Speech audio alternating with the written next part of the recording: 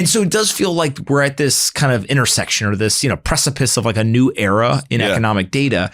But it's gonna be really hard to rip it out and use the new. When we were talking about efficient markets, like just X alone has changed access to information. It's like you can just go on Twitter right now and read on your feed, my feed, anyone's feed about what's happening real time, much faster than anyone can get to it. But I think you're right. Awareness is just growing all around the board and with anything market related.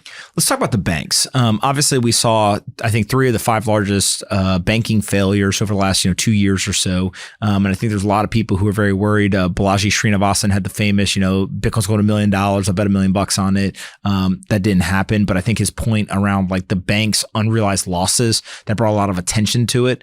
If you go and you look at the charts, it looks real bad, right? The unrealized losses sitting on these bank balance sheets, worse in history. And you would think basically the banks are going out of business. Right. Their response is, no, we're just going to hold them to maturity. Everything will be fine. Stop worrying. Where do you come out on kind of the solvency or the structure of the banking system? Right now? Well, tell that to SVB that no one's gonna sell the securities and they're gonna hold them to maturity, because that's what they thought too until the run on their bank started and they had to sell these securities overnight for pennies on the dollar.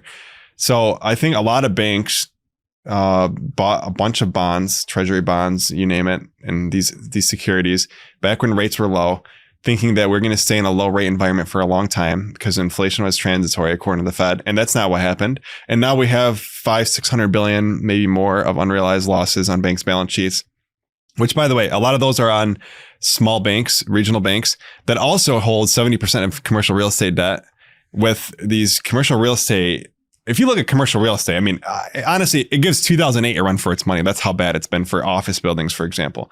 There's office buildings down the street from us here in Manhattan that are basically given away for free just because people want someone to take the banknote off their hands because they can't generate any revenue. They can't rent out these properties. There's work from home has grown. So you have the small banks that are burdened by these CRE debt. They had these unrealized losses on their balance sheet. And then you have this the regional bank crisis that it ended, but it didn't really end. No one really knows what's going on with them.